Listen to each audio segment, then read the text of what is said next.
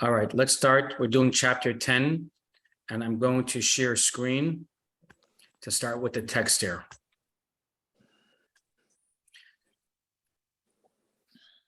Chapter 9 was a very interesting class discussing our two souls and where they're located. The divine soul is located in the mind, in the brain, as it were. And if everyone can just if you can mute everybody, Sylvia. Me too. And the animalistic soul is in the heart. And we explained in last chapter why Judaism states where these souls are sort of housed, and also what's the difference, who really cares. So we're not going to rehash that up, and you can go back to chapter 9. So all the last chapters, we didn't discuss any particular individual. We never spoke about a tzaddik, the righteous person, or the Benoni, the intermediate individual, and of course, the Rasha, the wicked person. The last 9 chapters, we're speaking about all of our characteristics. Chapter 1 discussed different levels of Jewish people. Chapter 2 discussed our divine soul. Chapter 3 is discussing our intellectual characteristics, our emotional characteristics. Chapter 4, which was a very big chapter, discusses our livushim, our garments, of how we bring our characteristics into practice. Do I use my thought, speech, and action for good or for bad, and so on and so forth. Chapter 8 discussed the Torah and the value of that. Chapter 10 is now zoning in on a particular category of Jewish people, and that is the tzaddik, the righteous person. We're not going to spend too much time in the Tanya, in the book called the Tanya on the tzaddik, because the preface of this entire book, and the title actually, is called Sefer Shel Beinonim. This is a book for intermediate Jews, for regular people, for you and for me. This was not called the book for tzaddikim, for righteous people. There are other such books for tzaddikim, but this is not that book. So we're only going to spend one chapter in the Tanya, which is this chapter, chapter 10, which is actually going to discuss the Tanya. We discussed the tzaddik. And it's important to study this chapter, even though it may not apply to me, Mendel Schwartz, because I'm not a tzaddik, but it's still important, and we'll see now why. When a person causes, now I start, when a person causes his divine soul to prevail, and again, when it's his, it could be his or her. When a person causes their divine soul to prevail over their animal soul, and when he or she wages war against the animal soul to the extent that they banish and eradicate its evil from its abode within him or her, namely the left part of the heart, which is what we discussed in chapter 9. As it is written, and you shall eradicate the evil from your midst. That's the job of the Jew, of trying to eradicate the evil from within me, but finds that the evil has nevertheless not actually been converted into good, in which case his or her entire capacity for desire would now be directed only towards good and holiness. Again, let's continue reading the text, and then of course I will unpack it, Ms. Hawkins. Then that person is called an incomplete tzaddik.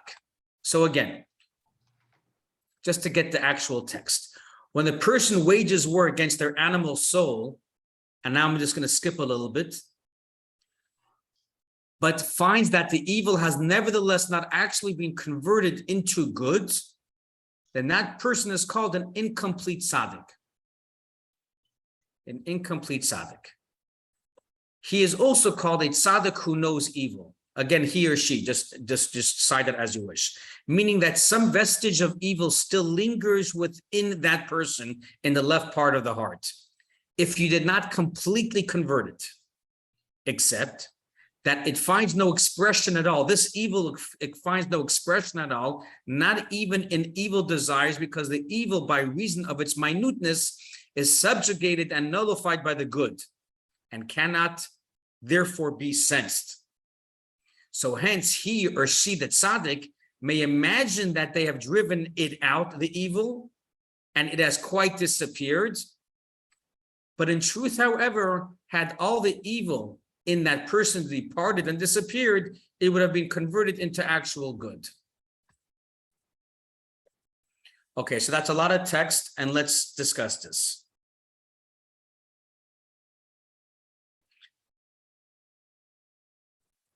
Chapter 3 and chapter 4 is important for this context. I'm just going to talk about it in 30 seconds or less. There's you, there's Sylvia, there's me, there's who am I, and there is how I'm acting today. If I'm not in a good mood today, it doesn't mean that Mendel Schwartz is not a good person. Just today, I'm not in a good mood. You're having a bad hair day, so you're in a bad mood. It doesn't define who you are. So chapter 4 explained in Tanya that the way I express myself, there are only 3 ways I can possibly express myself. Every human being can only express themselves either through thought, speech, and action. Either you can think bad on another person or you can think good on another person. You can speak bad on another person or good. And you can act, you can bump into a person, you can give a person a hug, or you can slap the person in the face, God forbid. You can walk to synagogue or you can walk to McDonald's. So those are actions. You can think how to rob a bank, or you can think how to study a piece of Torah. That's using your thought process. So all my expressions of how Mendel Schwartz is going to express himself is either through thought, speech, and action. But even that is not the real me. That's how I'm expressing myself. Because today I can think nicely about a person, and tomorrow I can think not nicely about a person. So who's the real me? So again, chapter 4 discussed this idea in Kabbalah called livushim, the garments. And these garments are thought, speech, and action. And those are only my expressions. These expressions of how I think about a person and how I speak about a person and how I act are only expressions. And thus they are external. They are not my soul.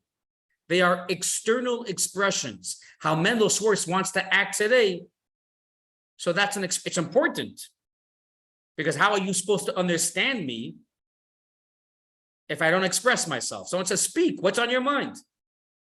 So these expressions are important, but at the same time, they're not me. My proof to that is I can speak to you and say how beautiful you are, but inside I'm thinking how ugly you are. So even the speech is external.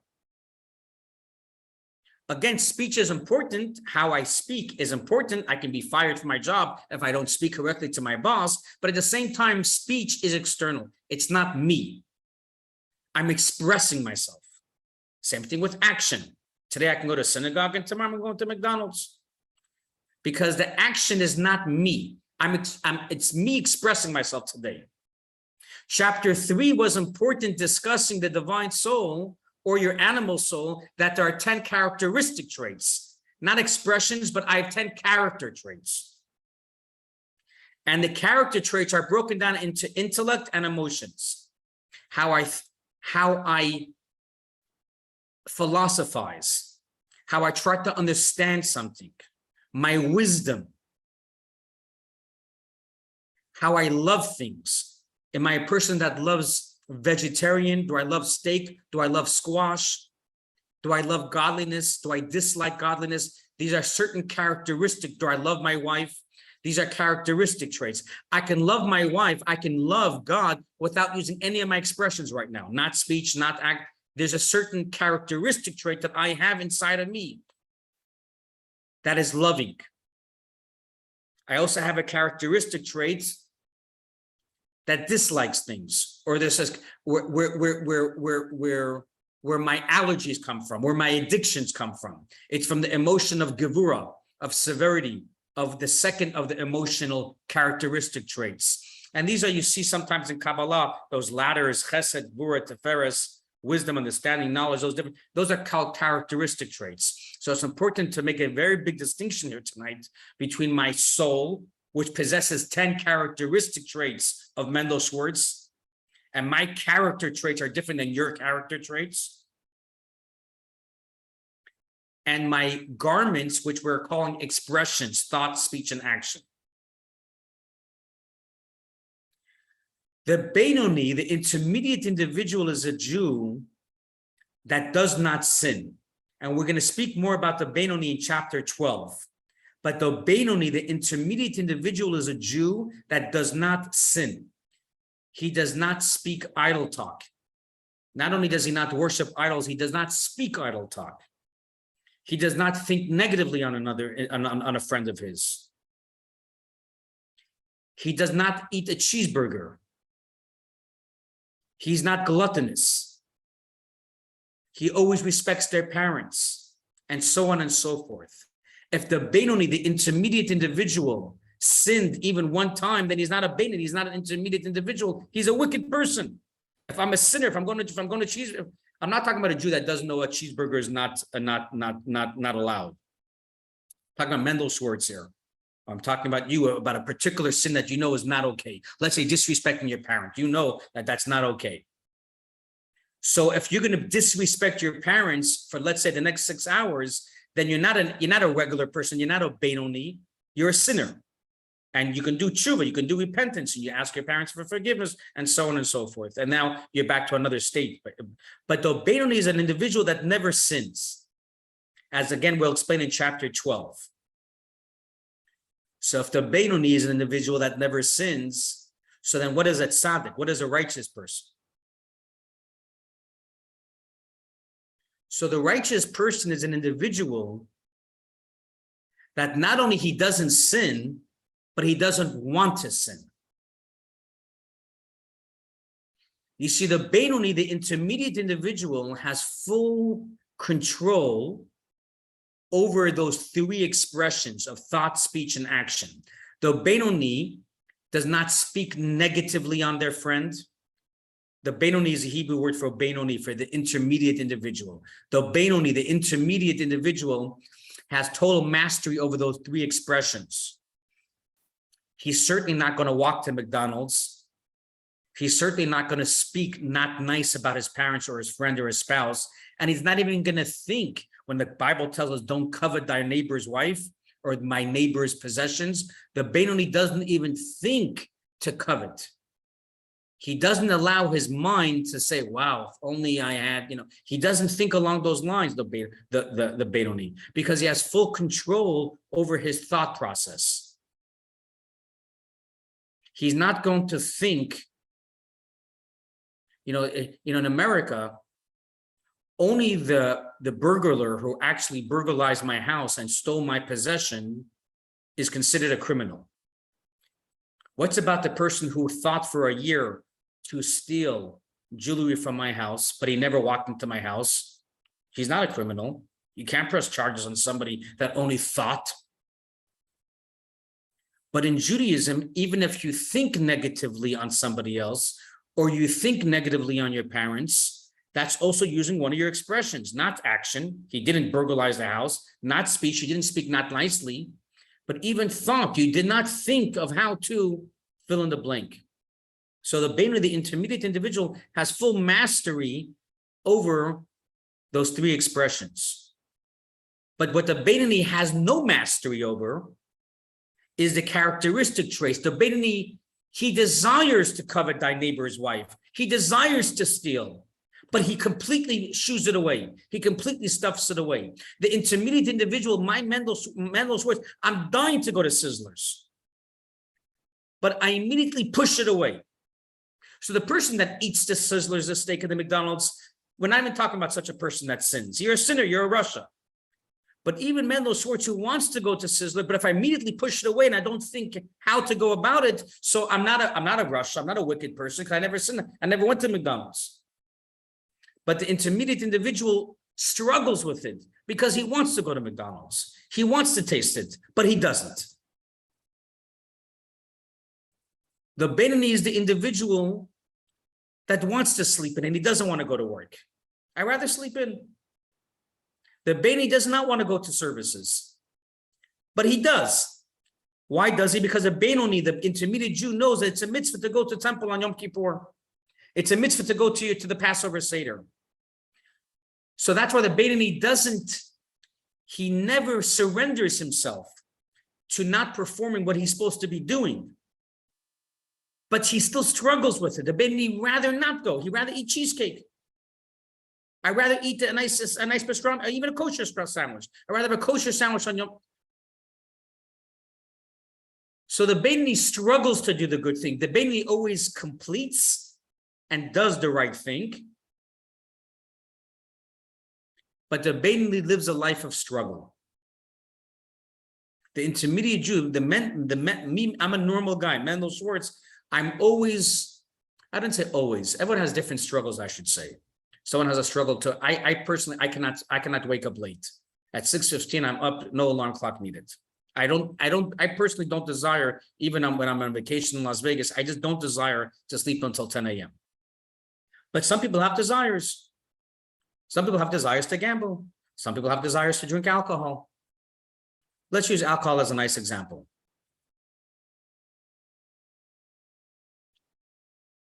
So the Benoni is struggling, the person in AA, no one asks the guy in AA not to ever want alcohol. Rather, we ask the individual, just make sure you don't buy a bottle and make sure you refuse the drink if anyone ever asks you to take a shot of alcohol. But if the individual in rehab always every day wants to grab a drink of vodka, it doesn't make him abnormal. That's what he wants. There's nothing actually even wrong to want a glass of alcohol. What we ask Alcoholics Anonymous, we ask the person in rehab is to make sure they don't do it. And I know a person after 28 years, they're off the bottle, but he still would love a glass. So the Benoni is the individual that's always remaining to be a Jew, always making sure that his thought, speech, and action is always aligned with Judaism, with not being an alcoholic, with making sure to go to temple, with making sure to always eat kosher. But the regular Jew still wants to sin. The regular Jew wants to get out of sometimes doing a mitzvah. The Benoni Jew wants to sleep in, or he wants to eat 10 steaks, and he wants to go to McDonald's, he wants to taste the Sizzlers and things like that. The only thing we're asking of this Jew, this Benoni, is not to do it. So if my whole life, Mendel Schwartz, 120 years, every single day, I wanted to not go to synagogue, but I went to synagogue, then I'm a good Jew, then I'm a Benoni. You can't call me a wicked person because I wanted to sleep in. The fact is, we look at my actions. And if I went to synagogue every day, or if I ate kosher every day, even if I wanted the cheeseburger, but I never went to McDonald's and I never acted upon it, so I'm a Benoni. I'm the middle of the road Jew. Can't call me a sinner. I'm not a Russia. So the question in chapter 10 is, so then what is a tzaddik? If the Benoni is the intermediate individual, is the guy that never sins, he never goes to Sizzler, he never goes to McDonald's, he never sleeps in late, he always goes to synagogue, he always respects their parents, he never spends 30 minutes coveting their neighbor's possessions, and that's the Benoni, because if I failed and I slipped up even one time, then I'm a Russia. So the Benoni is a person that never even slipped up. So if the Benoni is a person that never slipped up, so what's the difference between a Benoni and a tzaddik, the intermediate individual and a tzaddik? So the answer is because the tzaddik spent time converting even his characteristic traits, that even his 10 faculties, his 10 characteristic traits are also aligned with the divine. Which means that tzaddik Jew, again, we're not talking about maybe us, maybe you's different, but the tzaddik Jew, the righteous individual, is the Jew that only wants good. He doesn't want McDonald's. He never wants to sleep in because he already converted. He already figured out how his wisdom, understanding, and knowledge, his ava, his chesed, his kindness, his severity, everything is aligned with the divine. And because the divine wants the individual to always do good, and not speak bad on another person, and always to look and find favor in someone else. So that tzaddik, the righteous Jew, not only his 3 expressions of thought, speech, and action, but all his 10 characteristic traits are also aligned properly with the divine. And thus he doesn't have the struggle like the Beinoni. He doesn't have the Mendel Schwartz struggle. He doesn't have that struggle like the AA, the guy in AA. It's no struggle for him. He doesn't desire to have that glass of alcohol. He doesn't desire to speak bad on somebody else. The tzaddik is a tzaddik. He's a righteous Jew. He operates like the divine. Just like the divine does not covet thy neighbor's wife, and the divine doesn't desire to sleep in the morning, God we're talking about, the tzaddik operates the same way, like an angel almost, like Elijah the prophet, like the Lubavitcher Rebbe. They don't struggle. They don't think, if only I had one day off, what would I do? A tzaddik doesn't think like this. But if you gave the alcoholic anonymous individual, even after 28 years, and you told him, one day you're off, buddy, you can do what you want, you know what's going to happen to that person. Or if you told Mendel Schwartz, one day off of Judaism, I'll go to town. Because the Beinoni always struggles. Why? Where's the struggle coming from? Because as we explained, I have 2 souls. I have a divine soul, but I also have an animalistic soul. And my animalistic soul has one mission, and that is to serve me. Just like the animal has one mission, that's to serve me. It's not bad. There's nothing wrong with that. Just like an animal is on the prowl to find its prey to kill because it needs to survive in the jungle. So Mendel Schwartz's animal soul, everything, the animal soul makeup is about serving me.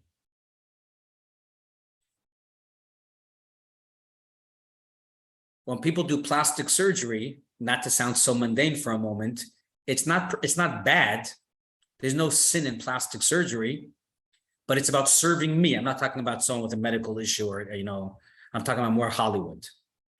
So there's no sin, thou shalt not do plastic surgery, but the plastic surgery does not stem from the divine soul. It's stemming from serving me. It's the animal within me that wants to look good or wants to be good or wants to be able to accomplish more and get more by looking a certain way, or the guys that are doing hair transplants and so on and so forth. It's not bad. It's just stemming from the animal side of me. That's all. The tzaddik has complete control here. The tzaddik is only using the divine soul. And the divine soul is all about the divine.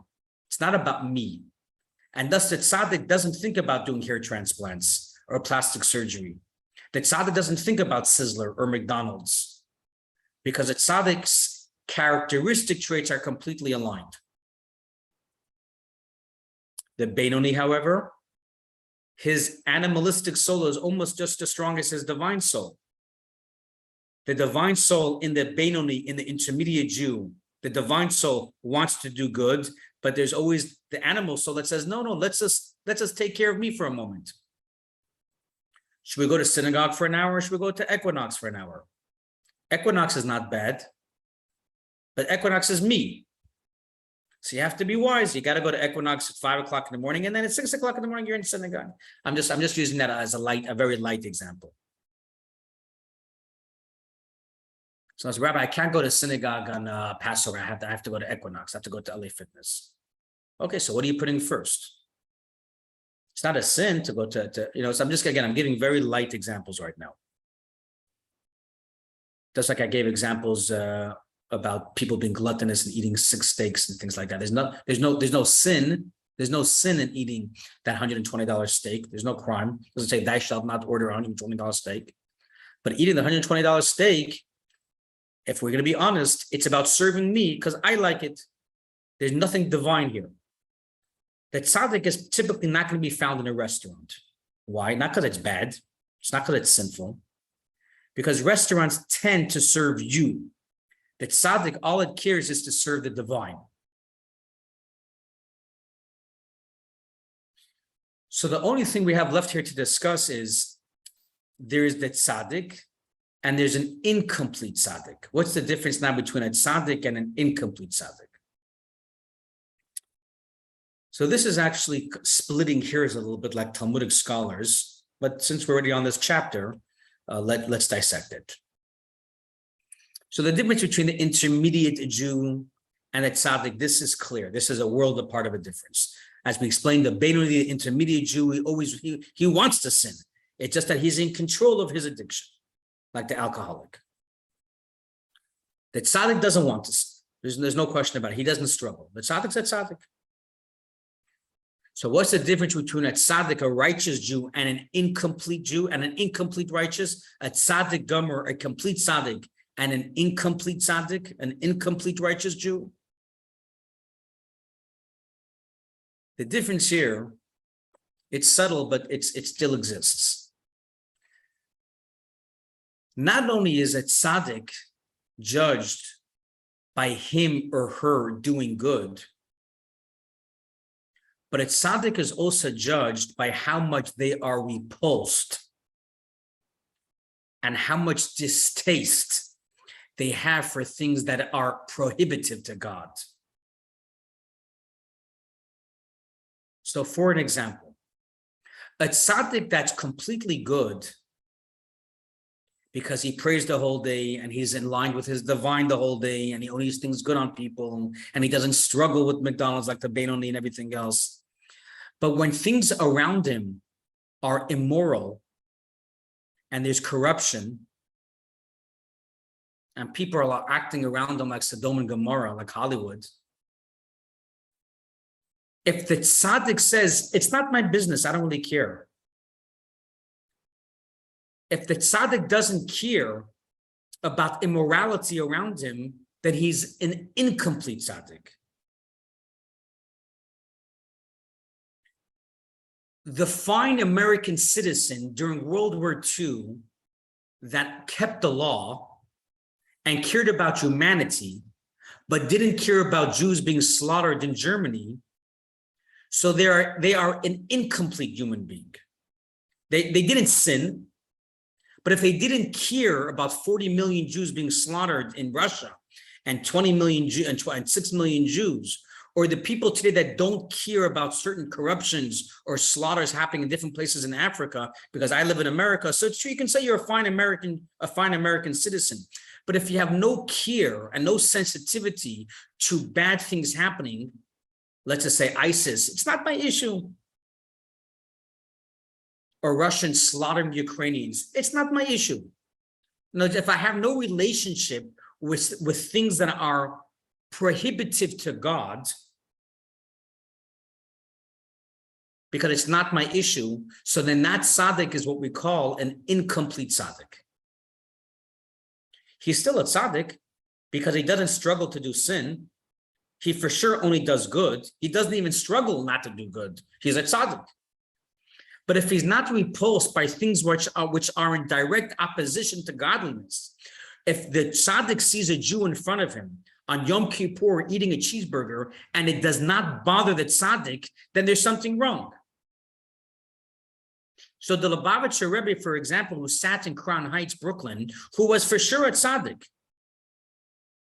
if he would not care about the Jew in France or in Italy or in Israel that was not expediting their religious belief system, or that were not improving their religiosity, and he would say, it's not my issue, I'm a Jew in Crown Heights, I'm a Jew in Brooklyn, then that's an incomplete tzaddik. The Jew that is concerned and sensitive with either Jews who are not religious or non-Jews who are murdering, slaughtering other people, so that Jew is a complete tzaddik, because not only is he a tzaddik, but he's also sensitive to things which are in opposition to good. He's not insensitive to things happening around him. So that is the fine, subtle difference between a tzaddik, a complete tzaddik, and an incomplete tzaddik.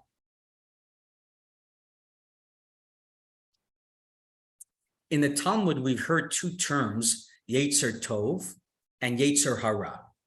You have a good inclination And you have a bad inclination. You have good desires, you have bad desires. In Tanya, we don't use that term. Good inclination, bad inclination. Rather, we use the animal soul and the divine soul. Because Hasidism and Kabbalah doesn't just care about what you do and what you don't do. They care about your frame of mind. They care about not just your conscious, but they care about your subconscious. We're talking about Kabbalah, we're talking about your soul. So the Jew,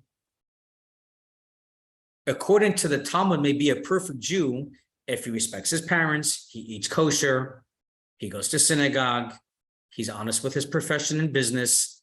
So according to Code of Jewish Law, as a religious Jew, he's passed the test.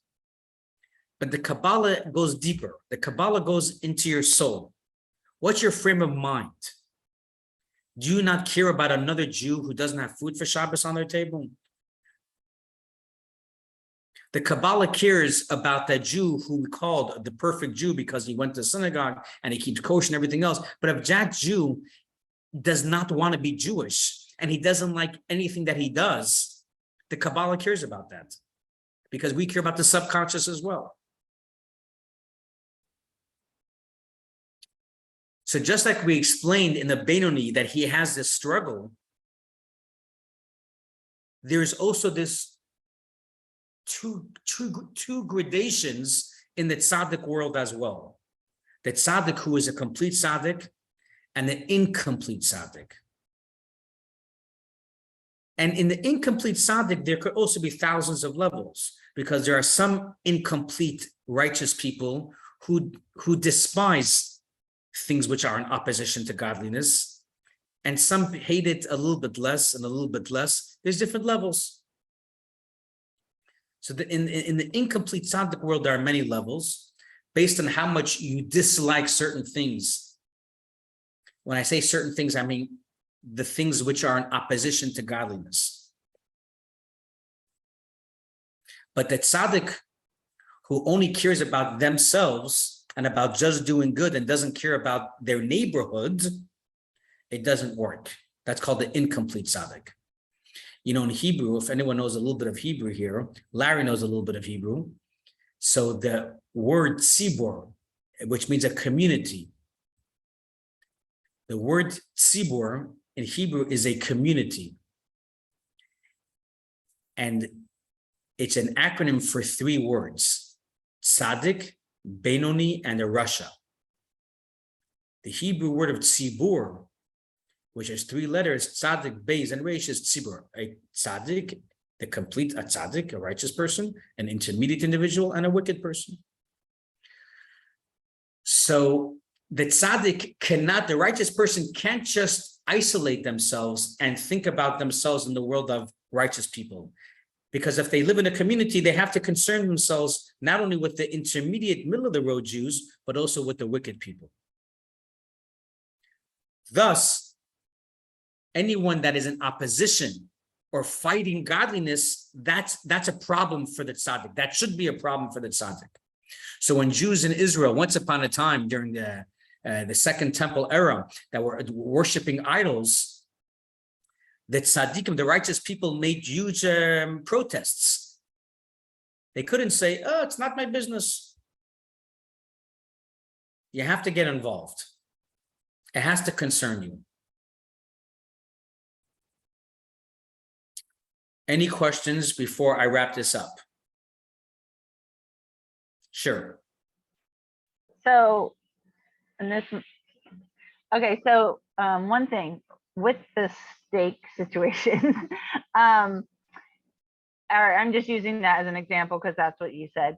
I know it's to serve yourself, but isn't there some context about the joy of what brings you joy? Not saying steak itself, but whatever you're talking about. Maybe not just seeing it as something you want, but joy of life. Yeah. So there is a verse actually in the Torah which says in Hebrew, Ivdu et Hashem b'simcha, you should serve the Lord with joy. So it's actually very good that you brought that up. It's a commandment to serve the Lord with joy, which means if I'm being a religious Jew, but I'm walking around with my head down and being all depressed, then there's no point. So very good point that you're raising, that we have to be joyful. We have to be happy.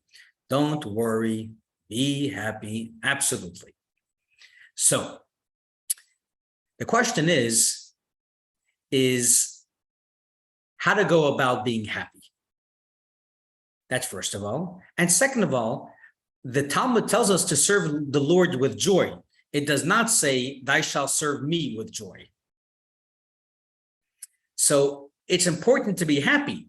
But if we want to bring a religious conversation involved in here, we're talking about our relationship with godliness has to be in a joyful way.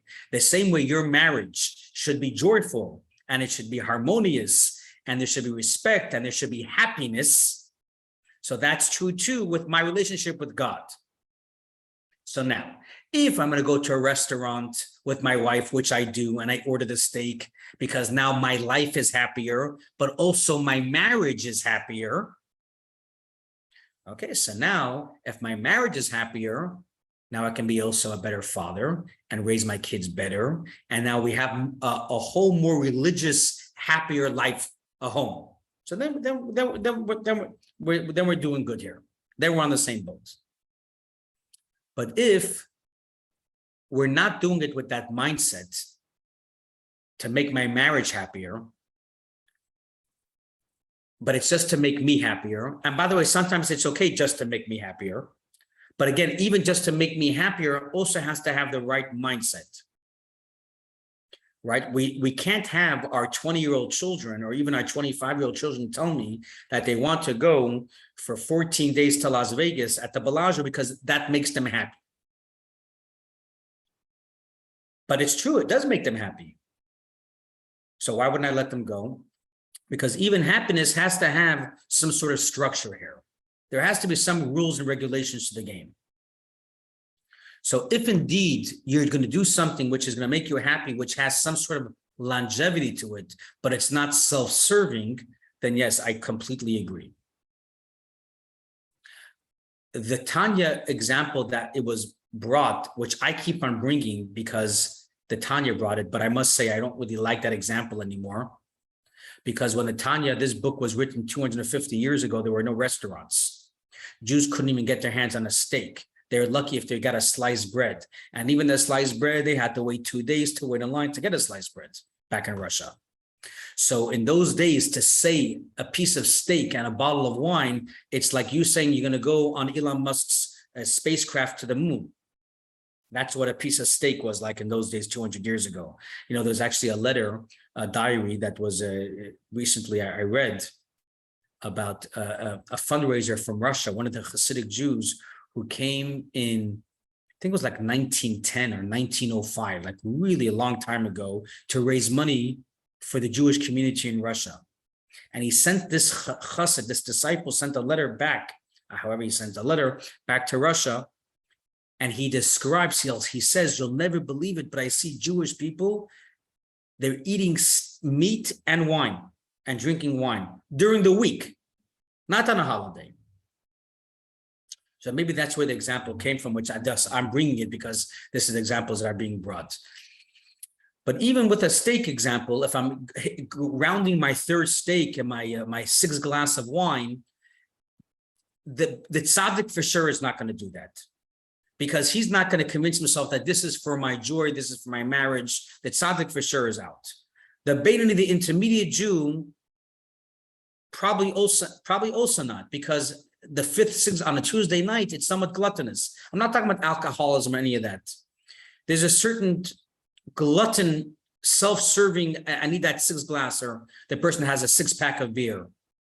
It's not a bottle of beer you're having with your spouse or even a glass of wine with yourself. But to be that happy to have 6 bottles of beer, I guess for me, I don't know, that would be a lot for me. Even though that would make me very happy. And I would be very happy if I had 6 bottles of beer. But that there's no doubt that would be coming from my animal side. Again, it's not a prohibition. There's no sin to drink 6 bottles of beer. But we can't say it's coming from the divine. It's coming from the animal side, coming from my side.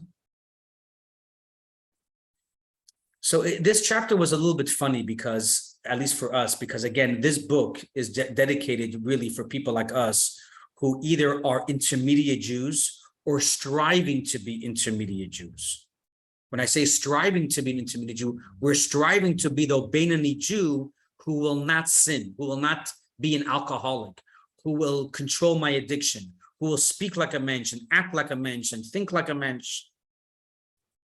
Even though the Beinoni always may want to drink that glass of alcohol, even though the Beinoni may want to sleep in late and may want to skip synagogue and may want to skip and fill in the blanks. But the Beinoni is the person that mastered their expression of thought, speech, and action, and they will always do the mitzvah. They will not sin. This chapter of chapter 10 is a bit unique because it's speaking about the tzaddik, which doesn't even want to sin. To say that I don't even want to sin, that's not me. I'm not in that category. But the reason why that's important is a little bit to show us some of the behind the scenes about this idea of people who are executing on their desires and people who have it in control. So I would say that. Okay, Steve, you're a little quiet tonight.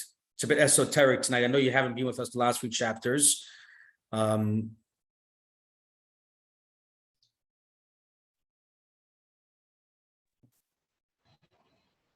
Go ahead, Andre.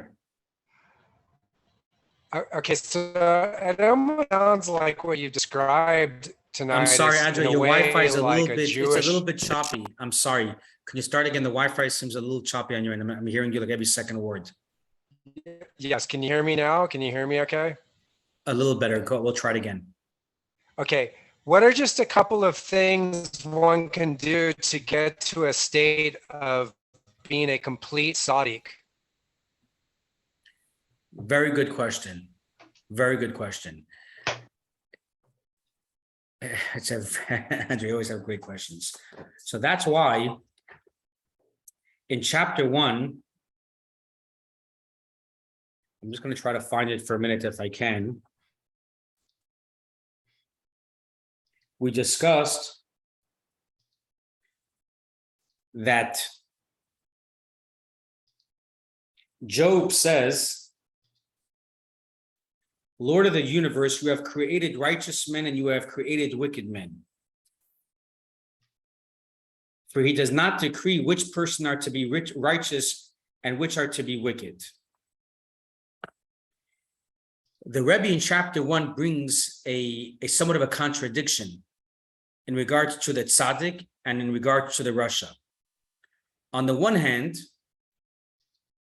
God gives free choice to every single person. God may preordain who you are going to marry, your soulmate. God preordains at the beginning of the year how much money you're going to make. Will it be 100 grand or 500 grand? He even preordained whose parents Mendel Schwartz is going to be. When he sends Mendel Schwartz's soul down to planet Earth, he already preordains who my father's going to be, who my mother's going to be. So a lot of things God preordains.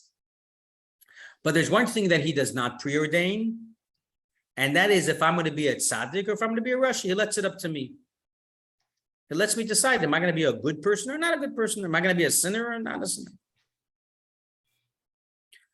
On the other hand, so that's one point of Judaism. That's one side of Judaism. On the other side of Judaism, we have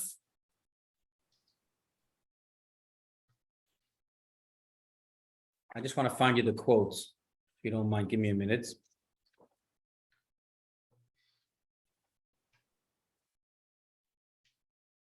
I'm trying to find, give me a second.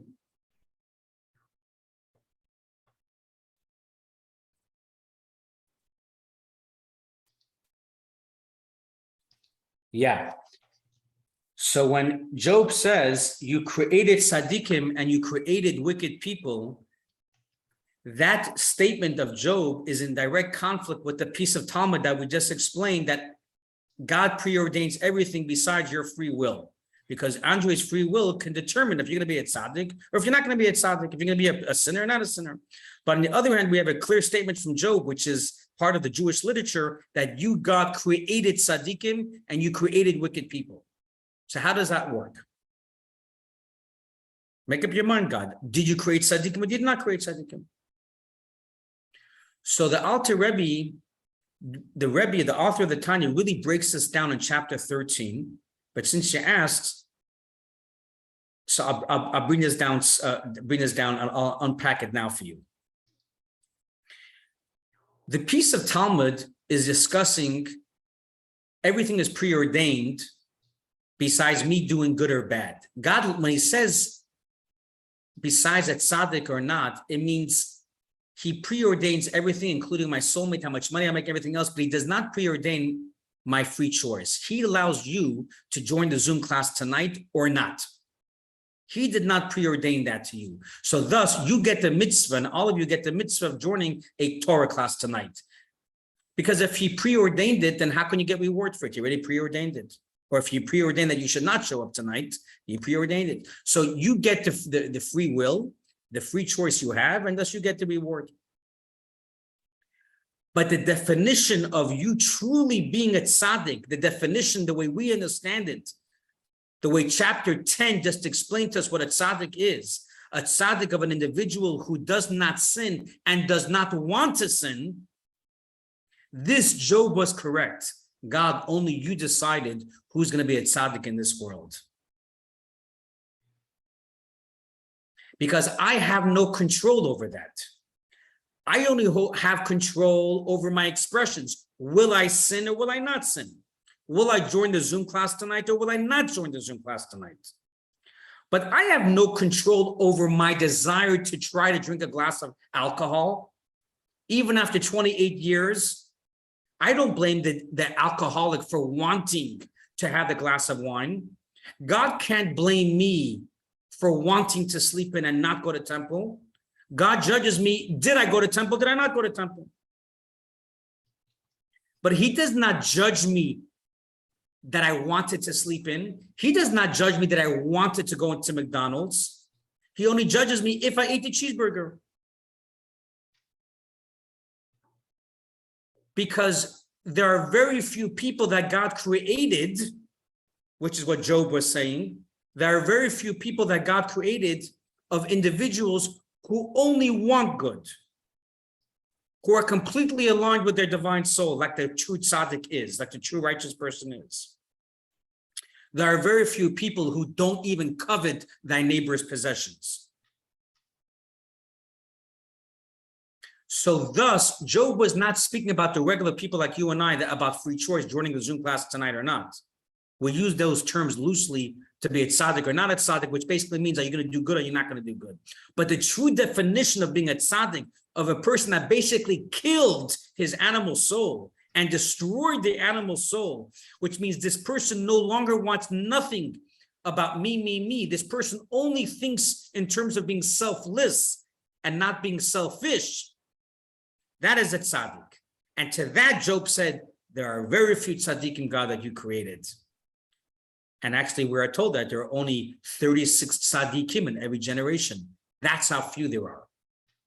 So it's so much funny that we even have this chapter 10 of this book of Tanya, when we're really speaking about maybe 36 tzaddikim in every generation. There are many more incomplete tzaddikim. There are only 36 tzaddikim of complete tzaddikim. Basically, there are only 36 Lubavitcher Rebbes on any given generation.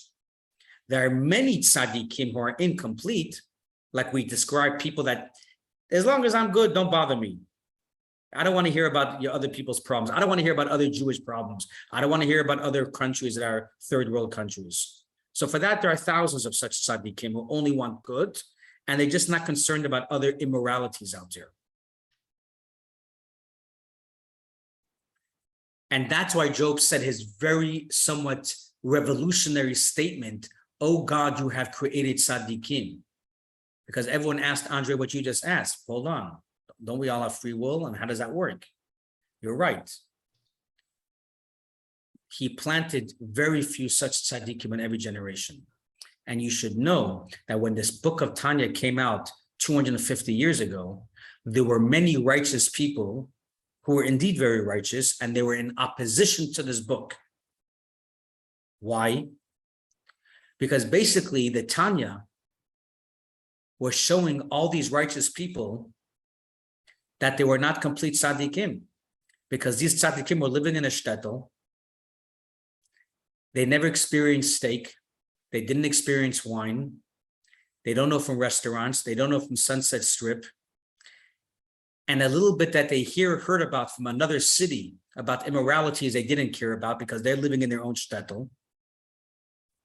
So they do not despise things which are in opposition to godliness. All they care is about them and their godliness. And it somewhat was devaluing their level of being a tzaddik. So they weren't too thrilled.